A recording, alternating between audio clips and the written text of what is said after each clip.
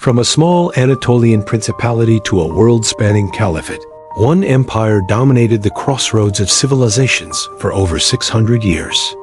This is the story of the Ottoman Empire, a saga of breathtaking ambition, stunning conquests, cultural brilliance, and ultimately, a dramatic decline. How did a small group of Turkic warriors build an empire that stretched from the gates of Vienna to the sands of Arabia, and what led to its eventual collapse? Join us as we journey through the epic rise and fall of the Ottomans. Our story begins in the late 13th century in Anatolia, modern-day Turkey. As the Mongol Empire fractured and the Byzantine Empire weakened, a vacuum of power emerged.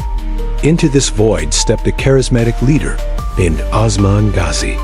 Osman and his warriors, driven by a mix of frontier spirit and Islamic faith, began carving out a small state, or Beylik. This was the humble seed from which a mighty empire would grow. The name Ottoman itself is derived from Osman. His successors, like Orhan and Murad I, continued this expansion, establishing a foothold in Europe by crossing the Dardanelles and creating the elite Janissary Corps, a formidable army of soldiers, originally recruited from Christian boys in the Balkans, converted to Islam, and raised to be fiercely loyal to the Sultan. The 10th century marked a turning point. In 1453, the 21-year-old Sultan Mehmed II, forever known as Mehmed the Conqueror, achieved what many thought impossible. He conquered Constantinople, the magnificent, heavily fortified capital of the Byzantine Empire. Using massive cannons and sheer determination, his forces breached the legendary Theodosian walls. The fall of Constantinople sent shockwaves across the world. It ended the 1,000-year-old Byzantine Empire and firmly established the Ottomans as a major world power. Mehmed renamed the city Istanbul and made it his new capital, transforming it into a vibrant hub of culture, commerce, and power. The 16th century is often called the Golden Age of the Ottoman Empire, largely thanks to one man, Suleiman the Magnificent.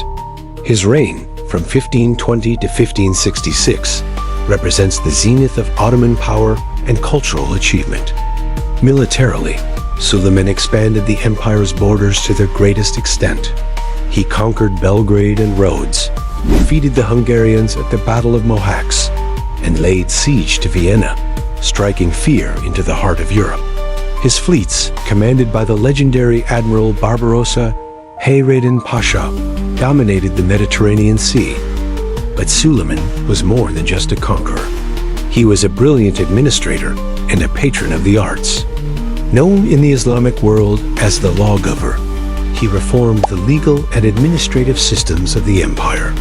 Under his rule, Istanbul flourished. The master architect Mimar Sinan designed hundreds of magnificent mosques, bridges, and aqueducts, including the stunning Süleymani Mosque, which still defines Istanbul's skyline today. Art, literature, and science thrived, creating a rich cultural legacy. But even the mightiest empires faced challenges. After Suleiman's death, a slow but steady decline began. A series of less capable sultans, combined with internal power struggles in the palace, weakened the central authority. The once invincible Janissaries became a political force, often staging revolts to protect their own interests rather than the state's. Economically, the empire began to fall behind. The discovery of new sea routes to Asia by European powers bypassed the Ottoman trade monopolies, diverting vast wealth away from the empire. Inflation, caused by an influx of silver from the Americas, destabilized the economy. Militarily, the Ottomans suffered a crucial blow at the Battle of Lepanto in 1571, where a coalition of European powers shattered the myth of Ottoman naval invincibility. The failed Second Siege of Vienna in 1683 marked the end of Ottoman expansion into Europe and the beginning of a long, painful retreat. Throughout the 18th and 19th centuries, the Ottoman Empire was increasingly seen as the sick man of Europe. It lost significant territories in the Balkans and North Africa to rising European powers like Russia and Austria, as well as to nationalist independence movements. In response, a series of sultans attempted to modernize the empire through a period of reforms known as the Tanzimat. They sought to westernize the military, administration, and legal systems. New schools were opened, and a constitution was even briefly introduced. However, these reforms were often too little, too late, and were met with resistance from conservative elements within the empire. The rise of nationalism, an idea imported from Europe, proved particularly devastating.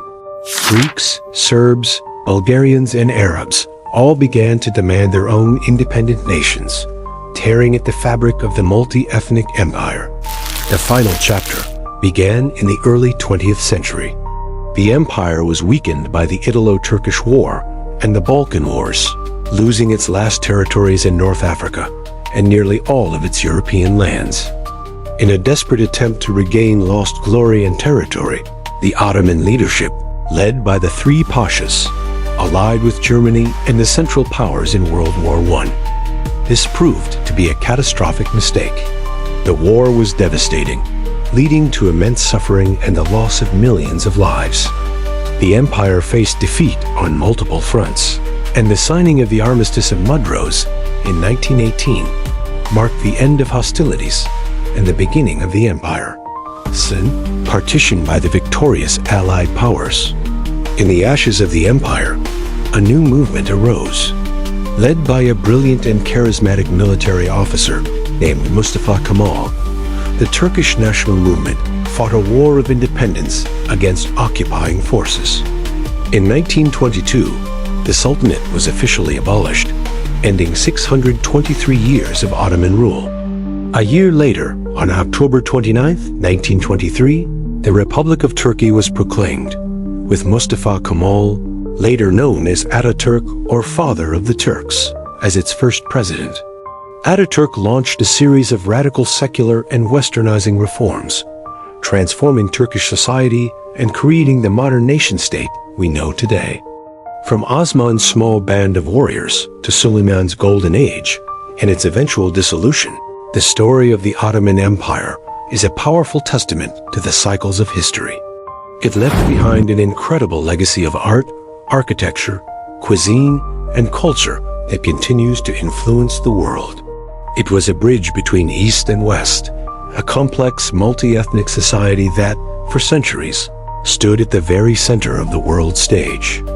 Its rise and fall is not just a story of sultans and battles, but a timeless human epic of ambition, glory, and decay. Thank you for watching. If you found this journey through history fascinating, please like, share, and subscribe for more deep dives into the empires that shaped our world.